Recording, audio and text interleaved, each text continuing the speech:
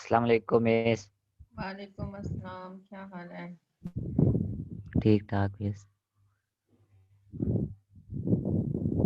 कौन आया roll number? Rizwan 1125।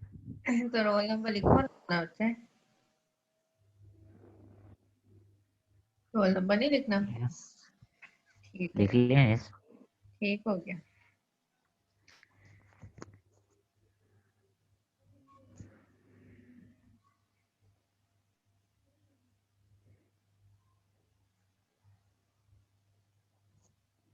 Mohammad Ali, आपने भी अपना रोल नंबर नहीं लिखा हुआ।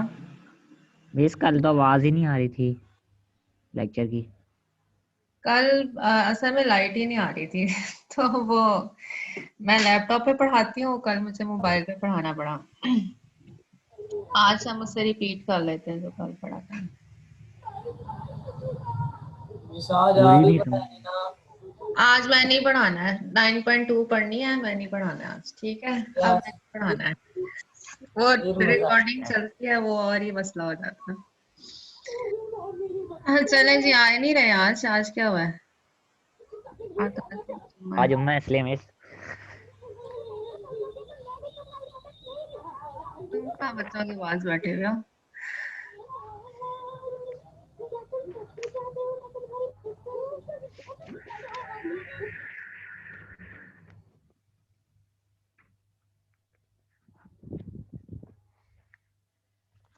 9.2 कल हमने शुरू की थी।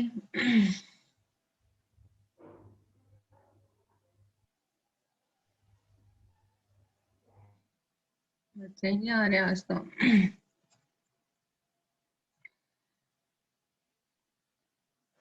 9.2 से पहले सबसे पहले जो हमने नोट करना है वो है क्वाड्रेंट्स। कल आप कह रहे हैं आवाज ही नहीं आ रही थी, इससे सारा हम दोबारा रिपीट कर लेते हैं।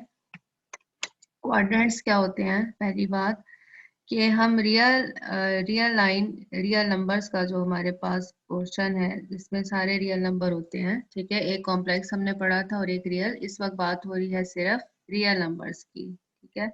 तो रियल नंबर्स में हम क्या कर सकते हैं? हमारे पास एक होता है रियल प्लेन, ठीक।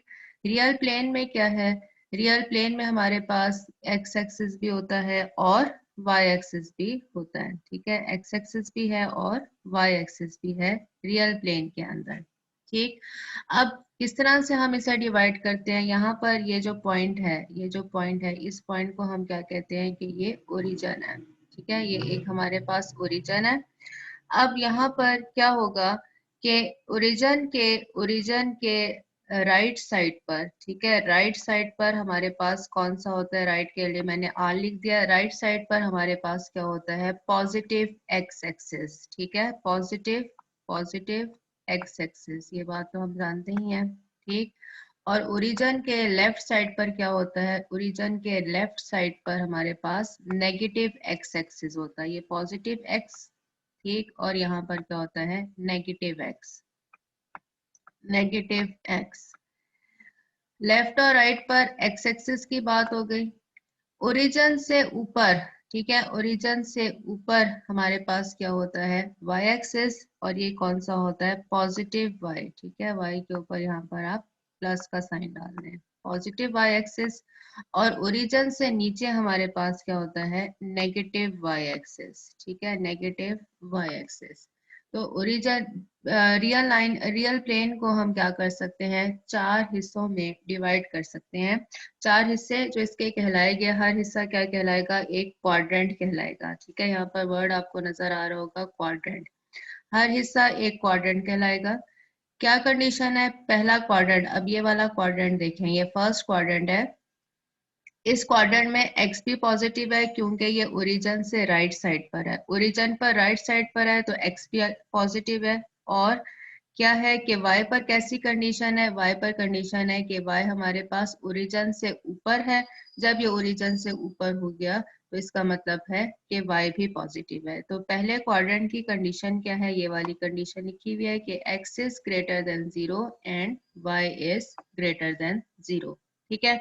इसी तरह से हम सेकेंड क्वाड्रेंट के ऊपर आते हैं। सेकेंड क्वाड्रेंट में क्या क्या चीजें हैं? ये वाला सारा पोर्शन सेकेंड क्वाड्रेंट का है। इस क्वाड्रेंट में क्या है कि ओरिजिन से लेफ्ट साइड पर है, इसलिए x क्या होगा नेगेटिव, और ओरिजिन से ऊपर है, इसका मतलब है कि y क्या होगा पॉजिटिव। तो हमने देखा कि लेफ्ट और राइट के लिए x एक्सिस यूज होते हैं, पॉजिटिव और नेगेटिव, ठीक है। इसी तरह से ओरिजिन से ऊपर और ओरिजिन से नीचे, अपर एंड डाउन के लिए हम y एक्सिस की बात करते हैं। अगर ओरिजिन से ऊपर है तो प्लस y एक्सिस है, अगर ओरिजिन से नीचे है तो माइनस y एक्सिस हो जाएगा। तो सेकेंड क्वाड्रेंट में हमने देखा कि ये वाला सारा सेकेंड क्वाड्रेंट है, इसके अंदर x भी नेगेटिव है और y क्या है पॉजिटिव। तो x less than 0 and y is greater than 0, ये इसकी कंडीशन आ गई। अब यहाँ पर आ गया थर्ड क्वाड्रेंट। थर्ड क्वाड्रेंट कैसा है कि x भी लेफ्ट साइड पर है, x लेफ्ट साइड पर है, और y क्या है, y डाउन है, ठीक है। y जो है वो ओरिजिन से नीचे है, इसलिए यहाँ पर क्या होगा कि x नेगेटिव और y भी क्या होगा, y भी नेगेटिव। ये इसकी कंडीशन आ गई। फोर्थ क्वाड्रेंट में क्या है, फोर्थ क्वाड्रेंट में हमारे पास क्या है कि x पॉजिटिव है, क्योंकि ये ओरिजिन से हम राइट साइड पर है, x पॉजिटिव है, लेकिन y कैसा है, y डिनोमिनेटर नीचे है, इसका मतलब है कि x is greater than 0 and y is less than 0। ये तो हम बात पहले भी जानते थे, ये हमने सिर्फ एक रिवीजन की है, ठीक। नेक्स्ट क्या है हमारे पास, नेक्स्ट है हमारे पास जब हम एंगल्स की बात करें, क्योंकि हम ट्रिग्नोमेट्रिक फंक्शंस पढ़ रहे हैं, तो ट्रिग्नोमेट्रिक फंक्शन के अंदर एंगल्स की ही बात होनी है, ठीक है। एंगल होगा तभी ट्रिग्नोमेट्रिक फंक्शन बनता है, अदरवाइज ट्रिग्नोमेट्रिक फंक्शन नहीं बनता। एंगल के बगैर ट्रिग्नोमेट्रिक फंक्शन का कोई कॉन्सेप्ट नहीं है, ठीक हो गया। अब पहला क्वाड्रेंट है, पहले क्वाड्रेंट में हमारे पास क्या कंडीशन है, पहले क्वाड्रेंट में कंडीशन है कि एंगल जो है, एंगल लाई करता है, कहाँ से शुरू होता है, 0 से शुरू होता है, और कहाँ पर खत्म होता है, 90 से पहले ही खत्म हो जाता है, ठीक है। 0 से बड़ा है, थीटा जो है वो एंगल हो गया। थीटा पर क्या कंडीशन है कि वो 0 से बड़ा होगा और 90 से छोटा होगा, किसके अंदर, फर्स्ट क्वाड्रेंट के अंदर हमारे पास ये कंडीशन है, 0 से बड़ा होगा और 90 एंगल से छोटा होगा, ठीक है। ये फर्स्ट क्वाड्रेंट में आ गया, ये वाला जो एंगल आपको नजर आ रहा है, ये वाला हमारे पास फर्स्ट क्वाड्रेंट का एंगल है। सेकेंड क्वाड्रेंट में क्या होगा, सेकेंड क्वाड्रेंट में होगा कि एंगल जो है थीटा, वो देखें 90 से बड़ा है, 90 से बड़ा है, लेकिन क्या है 180 से लेस है। 90 से बड़ा और 180 से लेस अगर एंगल आता है तो वो कहाँ पर होता है, सेकेंड क्वाड्रेंट के अंदर। ये कंडीशन यहाँ पर लिखी हुई है। थर्ड क्वाड्रेंट के अंदर क्या होगा, थर्ड क्वाड्रेंट में होगा कि हमारे पास 180 से बड़ा एंगल होगा, 180 से बड़ा और 270 से छोटा। आप ये भी नोट करें कि हर क्वाड्रेंट में हमारे पास 90 एंगल है, ठीक है। जैसे कि 180 में आप 90 ऐड करेंगे तो 270 आएगा, इनके एंगल्स के दरमियान जो डिफरेंस है वो कितने का है, 90 का। ठीक है। तो थर्ड क्वाड्रेंट का एंगल 180 से बड़ा होगा और 270 से छोटा होगा। और फोर्थ क्वाड्रेंट में आ जाए तो उसमें क्या है कि 270 से बड़ा एंगल और 360 से छोटा। टोटल एंगल्स, एक सर्कल के अंदर टोटल एंगल्स कितने होते हैं, 360, ठीक है। टोटल एंगल्स की तादाद 360 है। हर क्वाड्रेंट में 90 एंगल्स हैं, ठीक है। तो आप 360 को 4 पर डिवाइड कर दें तो हर एंगल में 90 एंगल आ जाते हैं। तो पहला क्वाड्रेंट 0 से 90, दूसरा 90 से बड़ा है और 180 से छोटा है। थर्ड के लिए क्या कंडीशन है कि 180 से बड़ा हो और 270 से छोटा हो। और लास्ट में क्या कंडीशन है कि 270 से बड़ा हो और 360 से छोटा हो। ये तो सिर्फ हो गई किसकी बात, एंगल्स की बात। नेक्स्ट है इम्पोर्टेंट फार्मूलाज। एक है कि साइन थीटा, और अगर आपके पास एंगल नेगेटिव हो जाए, ठीक है, अगर एंगल नेगेटिव हो जाए, नेगेटिव एंगल का क्या मतलब होता है कि हमारे पास जो एंगल है वो क्लॉकवाइज चल रहा है, ठीक है। एंटी क्लॉकवाइज, आप जानते हैं घड़ी की जो डायरेक्शन होती है उस डायरेक्शन के अगर उल्टी हो, ऑपोजिट डायरेक्शन जा रही हो, तो ऐसा एंगल पॉजिटिव कहलाता है। एंटी क्लॉकवाइज डायरेक्शन पर एंगल पॉजिटिव कहलाता है और क्लॉकवाइज डायरेक्शन का एंगल नेगेटिव कहलाता है, ठीक है। अब हमने यहाँ पर ये जो चीज है इधर पर हमने नोट करना है, नोट क्या करना है कि साइन के साथ अगर नेगेटिव एंगल आ जाए तो साइन पर क्या फर्क पड़ेगा। ठीक है, कॉस के साथ अगर नेगेटिव एंगल आ जाए तो कॉस पर क्या फर्क पड़ेगा, एंगल क्या कॉस उस एंगल को अपने अंदर ही खत्म कर देगा या उसको अपने से एंगल अगर बाहर आ जाता है। ठीक है, ये चीज हम नोट करेंगे अभी। हमारे पास क्या है, ये दो ट्रायंगल्स पहले देखते हैं क्योंकि ये तो सिर्फ रिजल्ट लिखे हुए हैं। पहले ये दो ट्रायंगल्स देखें। एक ट्रायंगल कैसी है, एक ट्रायंगल है जो एक्स एक्सिस से ऊपर है। ठीक है, एक्स एक्सिस से ऊपर है और ये जो एंगल है थीटा, इसकी डायरेक्शन देखें, यहाँ से इधर से शुरू हुआ और इस तरफ को गया। ठीक है, इधर से शुरू हुआ है और इस तरफ को जा रहा है, यहाँ पर एरो लगा हुआ है कि ये इसकी डायरेक्शन है। इसका मतलब है कि ये एंटी क्लॉकवाइज है, क्योंकि आप जानते हैं ना कि क्लॉकवाइज डायरेक्शन तो ऐसे चलती है, ठीक, लेकिन एंटी क्लॉकवाइज डायरेक्शन बिल्कुल उसके ऑपोजिट है, एंटी क्लॉकवाइज डायरेक्शन है, इसलिए थीटा क्या है, पॉजिटिव है। ठीक हो गया, पहली बात तो ये हो गई। अब हमने यहाँ से देखना है कि साइन किसके बराबर है, साइन थीटा जो है वो किसके बराबर है। ठीक, अब हम जानते हैं कि साइन थीटा इस राइट एंगल ट्राइंगल के अंदर साइन थीटा किसके बराबर होता है, साइन थीटा बराबर होता है परपेंडिकुलर ओवर हाइपोटेन्यूज। ठीक है, उसका फार्मूला आप जानते होंगे कि साइन थीटा किसके बराबर होता है, परपेंडिकुलर ओवर हाइपोटेन्यूज। तो ये हमारे पास परपेंडिकुलर आ गया। ठीक है, ये y की वैल्यू हमारे पास परपेंडिकुलर है, हाइपोटेन्यूज कितना है, ये हमारे पास r है। ठीक है, राइट एंगल ट्राइंगल के अंदर y ओवर r किसकी वैल्यू बना देता है, साइन थीटा की। यहाँ पर हमने साइन थीटा की वैल्यू लिखी। परपेंडिकुलर को आप पहले अमूद भी कहते हैं, जिन्होंने उर्दू मीडियम में पढ़ा हुआ है, अमूद बटा वितर। ठीक है, अमूद बटा वितर y over r sine theta की वैल्यू आ गई। इसी तरह से cos थीटा किसके बराबर होता है, बेस। बेस अब कौन सी है, ये वाली, मतलब कि ये x जो है ये बेस है, x ओवर r किसके बराबर होगा, cos थीटा के बराबर होगा। ठीक है, अभी हम सिर्फ ऊपर वाली ट्रायंगल की बात कर रहे हैं।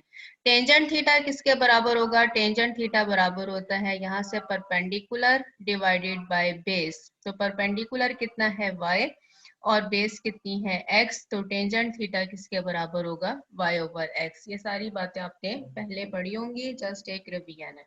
ठीक है, नेक्स्ट क्या है, ये ऊपर वाली ट्रायंगल में हमने तीन ट्रिग्नोमेट्रिक फंक्शंस देख लिए, कौन कौन से, साइन, कॉस और टेंजेंट के। नेक्स्ट हमने क्या देखना है कि ये जो नीचे ट्रायंगल बन रही है, जो एक्स एक्सिस से नीचे ट्रायंगल बन रही है, उसमें हमने साइन, कॉस और टेंजेंट की वैल्यू फाइंड करनी है। पहली बात कि यहाँ पर जो एंगल बना हुआ है, ठीक है, ये कहाँ से शुरू हो रहा है, यहाँ से शुरू हो रहा है और इस तरफ को जा रहा है, तो इसकी डायरेक्शन वही है जो क्लॉक की डायरेक्शन होती है। ठीक है, एंगल यहाँ से शुरू हो रहा है, ये इसका स्टार्टिंग पॉइंट है हमारे पास। ठीक है, ये इसका स्टार्टिंग पॉइंट यहाँ से है और ये किस तरफ को जा रहा है, इस तरफ को जा रहा है।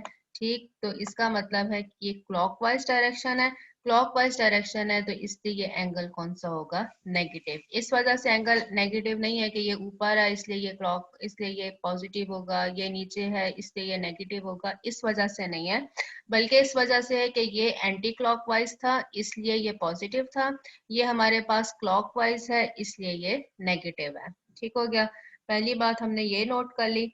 अब ये हमारे पास ट्राइंगल है, ठीक, इसमें भी क्या होगा कि साइन ऑफ माइनस थीटा। अब एंगल हमारे पास कौन सा है, साइन ऑफ माइनस थीटा, किसके इक्वल आएगा, यहाँ से आप देखें y की वैल्यू कैसी है, नेगेटिव है, इससे यहाँ पर आएगा minus y divided by r, इसका r ये वाला है।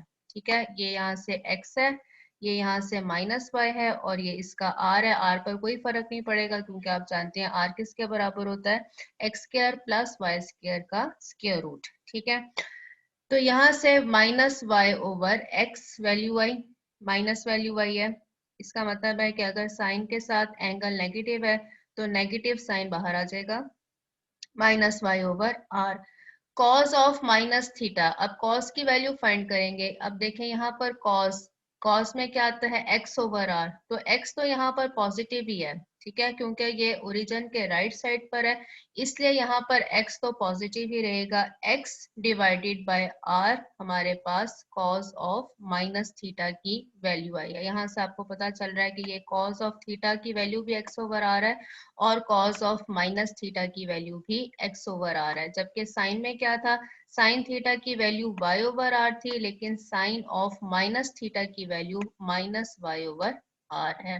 नेक्स्ट है टेंजेंट थीटा। टेंजेंट थीटा किसके बराबर होता है, y ओवर x। यहाँ से y की वैल्यू कितनी है, minus Y divided by x। Again यहाँ पर tangent of minus theta minus Y over x के बराबर आया।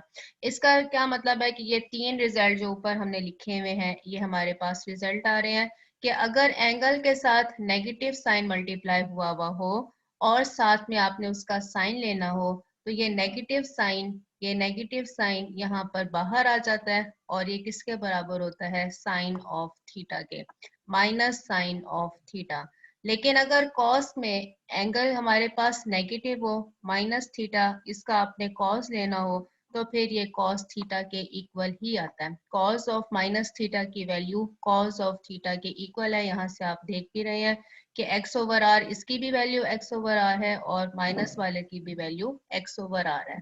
इसी तरह से टेंजेंट के साथ अगर नेगेटिव एंगल हो तो भी क्या होता है कि नेगेटिव साइन बाहर आ जाता है और हमारे पास ये किसके इक्वल हो जाता है, टेंजेंट थीटा के इक्वल हो जाता है। ये तीन रिजल्ट थे, ये हमने देख लिया है।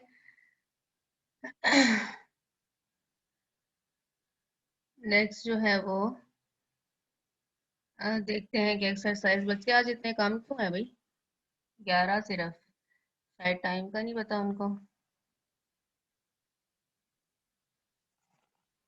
नेक्स्ट है टाइप्स ऑफ एंगल्स। एंगल्स की कुछ डेफिनेशंस हैं, कुछ टाइप्स हैं, वो हम देखते हैं कि angle in standard form. Standard form का एंगल कौन सा होता है, एक एंगल है, एंगल आप जानते हैं कि दो रेस जिनका स्टार्टिंग पॉइंट कॉमन हो वो क्या कहलाता है, एंगल कहलाता है। जैसे कि यहाँ पर बना हुआ है एक रे ये वाली है, ठीक है, एक रे ये हो गई, इनका स्टार्टिंग पॉइंट एक है, ठीक है, एक ही जगह से ये दोनों रेस शुरू हो रही हैं, इस चीज को हम क्या कहते हैं, एंगल कहते हैं।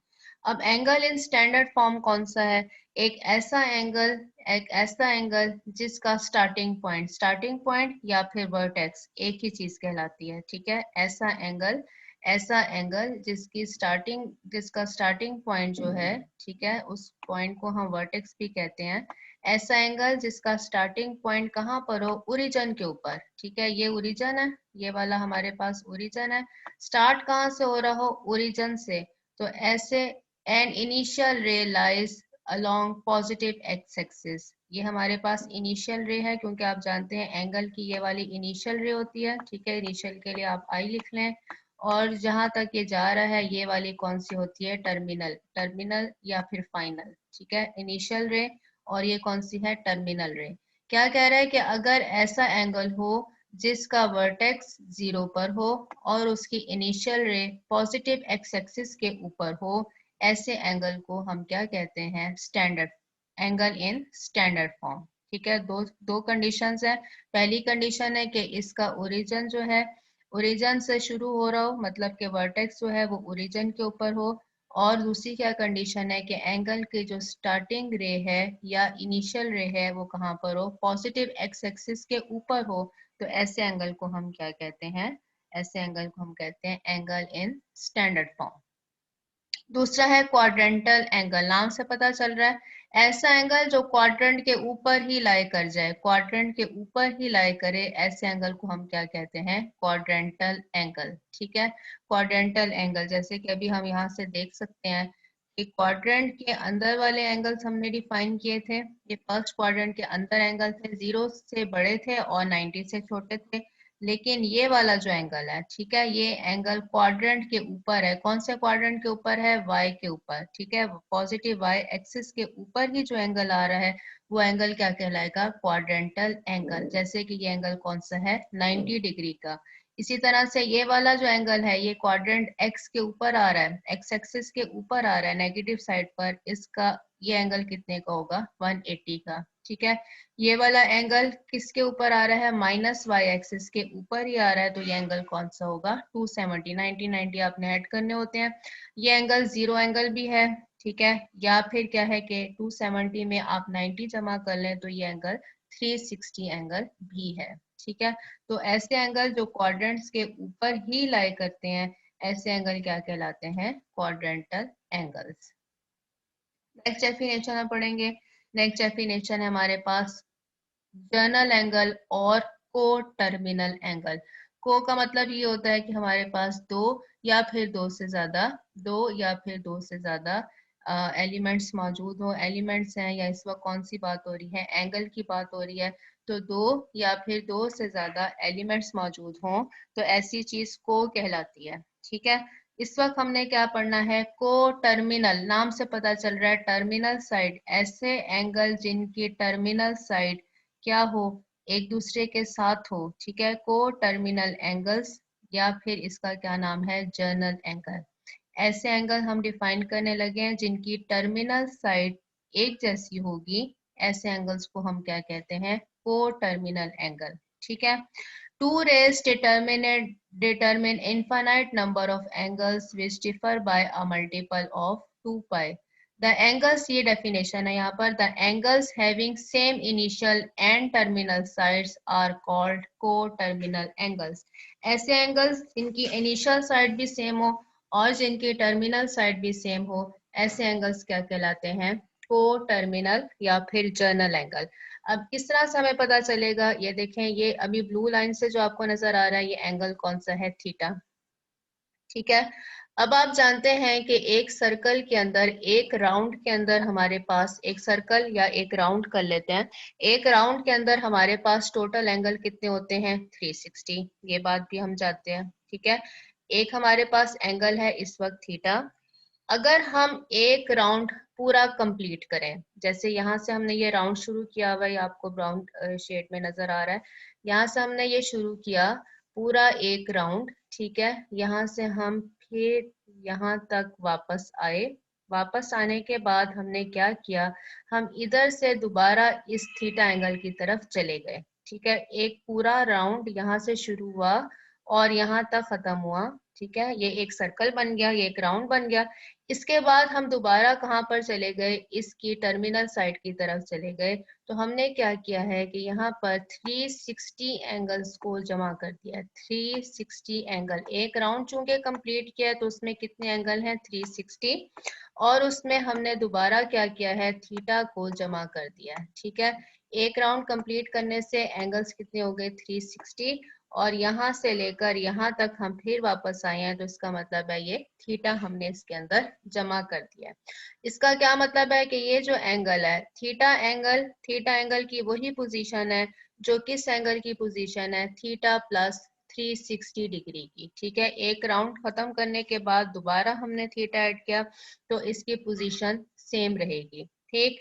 अब हम जानते हैं कि या तो 360 प्लस थीटा लिख लें, या 2 पाई, 360 को अगर रेडियंस में लिखना हो तो वो किसके बराबर होता है, 2 पाई के बराबर होता है, क्योंकि ये जो पाई है ये शो कर रहा होता है किसको, 180 को। रेडियन की अगर हम बात करें तो पाई किसको शो कर रहा होता है, 180 डिग्री को। तो 2 पाई का क्या मतलब हो जाएगा कि ये 360 है, 2 पाई प्लस थीटा। तो इसका मतलब है कि थीटा एंगल की वही पोजीशन होगी जो किसकी होती है, जो होती है 2 पाई प्लस थीटा की। इसी तरह से अगर आप एक और राउंड कंप्लीट कर लें, इस वक्त हमने सिर्फ एक राउंड लिया ना, अगर हम ऐसा करें कि हम एक और राउंड कंप्लीट कर लेते हैं, ये एक राउंड है, ठीक है, इसी से हम आगे एक और राउंड ले लेते हैं, ठीक, ये राउंड हमने एक और ले लिया, 2 राउंड हो गए, 2 राउंड यहाँ तक खत्म हुए। उसके बाद हमने क्या किया, इधर से फिर हम इधर एंगल थीटा की तरफ चले गए। जब हमने 2 राउंड पूरे किए तो इसका मतलब है कि हम क्या करेंगे, टू को दो, एक राउंड किसके बराबर होता है, 2 पाई के बराबर, ठीक है। तो हमने 2 पाई को 2 टाइम मल्टीप्लाई किया क्योंकि 2 राउंड ले लिए, और फिर इसमें हमने किस चीज को ऐड किया है, थीटा को ऐड किया है। तो इसका मतलब है ये किसके बराबर हो जाएगा, 4 पाई प्लस थीटा। इसी तरह से अगर आप 3 राउंड पूरे करते हैं तो वो हो जाएगा 6 पाई प्लस थीटा, ठीक। तो इन जनरल हम इसको क्या लिखते हैं, 2n पाई प्लस थीटा। ये देखें 2 पाई है, इसके साथ एक दफा आप सर्कल कंप्लीट करेंगे, एक दफा राउंड कंप्लीट करेंगे तो इससे आगे आ जाएगा 1। ठीक है, अगर आप 2 टाइम्स कंप्लीट करेंगे तो इसके आगे आ जाएगा 2। ठीक है, इसको क्रॉस कर दें। 3 टाइम्स अगर कंप्लीट करेंगे तो इससे आगे आ जाएगा 3। और अगर आप इन जनरल करेंगे n टाइम्स तो इससे आगे हम लिखेंगे n, तो वो हो जाएगा 2n पाई प्लस थीटा। ठीक है, तो जर्नल एंगल या को टर्मिनल एंगल किसके बराबर होगा? 2n पाई प्लस थीटा के।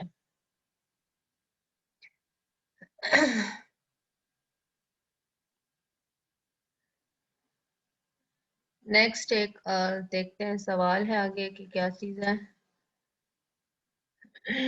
आज 11:30 बजे वैसे भी क्लास खत्म होनी है, एक पार्ट कर लेते हैं। 9.2 एक्सरसाइज है। सवाल नंबर 3 सर ने यहाँ पर लिख दिए हैं कि कौन कौन से सवाल आपने कौन कौन से पार्ट करने हैं। सवाल नंबर 3 का चौथा और पांचवा करना है, और इसी तरह से 1 और 6 करना है। क्लास वर्क और होमवर्क अलग अलग डिफाइन है। In which quadrant are the terminal arms of the angle lie. आपने बताना है कि कौन से क्वाड्रेंट के अंदर terminal arm of angle lie करती है। इससे पहले हमें जो चीज नोट करनी है, आज बल्कि यही पढ़ लेते हैं। सर ने इधर लिखा भी हुआ है क्वाड्रेंट्स के ऊपर कि पहले क्वाड्रेंट के अंदर, फर्स्ट क्वाड्रेंट के अंदर सारे ट्रिग्नोमेट्रिक फंक्शंस पॉजिटिव होते हैं। ठीक है, ये चीज याद रखनी है आपने। फर्स्ट क्वाड्रेंट के अंदर सारे के सारे ट्रिग्नोमेट्रिक फंक्शंस, 6 ट्रिग्नोमेट्रिक फंक्शन होते हैं, साइन, कॉस, ठीक है, इसके बाद क्या होता है टेंजेंट और कॉट, और इसके बाद क्या होता है सीकेंड और कोसीकेंड। ठीक है, 6 ट्रिग्नोमेट्रिक फंक्शन है पहले क्वाड्रेंट के अंदर, सारे के सारे ट्रिग्नोमेट्रिक फंक्शंस पॉजिटिव होते हैं। इसको उन्होंने लिखा कि all ratios are positive in first quadrant. Second quadrant के अंदर क्या होता है? सेकंड क्वाड्रेंट के अंदर साइन पॉजिटिव होता है, और साइन का रेसिप्रोकल क्या होगा? कोसिकेंड। 1 ओवर साइन किसके बराबर होता है? कोसिकेंड थीटा के बराबर होता है। तो सेकेंड क्वाड्रेंट के अंदर साइन भी पॉजिटिव होगा और कोसिकेंड थीटा भी पॉजिटिव होगा, ये चीज याद रखने की है। इसके बाद क्या है? थर्ड क्वाड्रेंट के अंदर टेंजेंट पॉजिटिव है, और टेंजेंट का जो रेसिप्रोकल है, टेंजेंट का रेसिप्रोकल कौन सा होगा? 1 ओवर टेंजेंट किसके बराबर होता है? कॉट के बराबर। तो टेंजेंट भी पॉजिटिव है और कॉट भी पॉजिटिव है। जबकि फोर्थ क्वाड्रेंट के अंदर क्या चीज पॉजिटिव है? कॉस पॉजिटिव है, और कॉस का रेसिप्रोकल सीकेंड थीटा पॉजिटिव है। ठीक है, तो ये चीज याद रखने वाली है। पहले क्वाड्रेंट के अंदर सारे ट्रिग्नोमेट्रिक फंक्शंस पॉजिटिव है, दूसरे क्वाड्रेंट में साइन और कोसिकेंड एक दूसरे के रेसिप्रोकल ही पॉजिटिव है। एक भी अगर आप याद कर लेते हैं तो दूसरा उसी का रेसिप्रोकल है। साइन और कोसिकेंड पॉजिटिव है। थर्ड क्वाड्रेंट के अंदर टेंजेंट और उसका रेसिप्रोकल कॉट पॉजिटिव है। फोर्थ क्वाड्रेंट के अंदर कोसाइन या और उसका रेसिप्रोकल सीकेंड पॉजिटिव है। इसका मतलब है कि सेकेंड क्वाड्रेंट के अंदर जो चीजें नेगेटिव होंगी वो कौन सी होंगी? साइन और कोसिकेंड के अलावा जितने भी ट्रिग्नोमेट्रिक फंक्शन है वो सेकेंड क्वाड्रेंट में नेगेटिव होंगे। ठीक है, जैसे कि टेंजेंट, कॉट, कोसाइन और सीकेंड, ये सारे यहाँ पर नेगेटिव होंगे। ठीक है, इस बात का क्या मतलब है कि टेंजेंट और कॉट पॉजिटिव है, इनके अलावा जितने भी ट्रिग्नोमेट्रिक फंक्शन है वो सारे क्या होंगे यहाँ पर थर्ड क्वाड्रेंट के अंदर नेगेटिव होंगे। इसी तरह से फोर्थ क्वाड्रेंट में अगर कॉस पॉजिटिव है और सीकेंड पॉजिटिव है तो इसका मतलब है कि इनके अलावा जितने भी ट्रिग्नोमेट्रिक फंक्शन है वो हमारे पास है साइन है, सीकेंड है, सॉरी साइन है, और उसके अलावा कोसिकेंड है, और उसके अलावा टेंजेंट है और कॉट है। ये सारे के सारे फोर्थ क्वाड्रेंट में नेगेटिव होंगे। ठीक है, तो मेरा ख्याल से आज इतना ही करते हैं क्योंकि टाइम आपका हो गया है, और 9.2 हम अब इंशाल्लाह कल से ही स्टार्ट करेंगे। कल क्लास हुई थी लेकिन वो मोबाइल की वजह से ज़रा रिकॉर्डिंग भी सही नहीं हुई, तो हम इसको इंशाल्लाह नेक्स्ट टाइम 9.2 को करेंगे।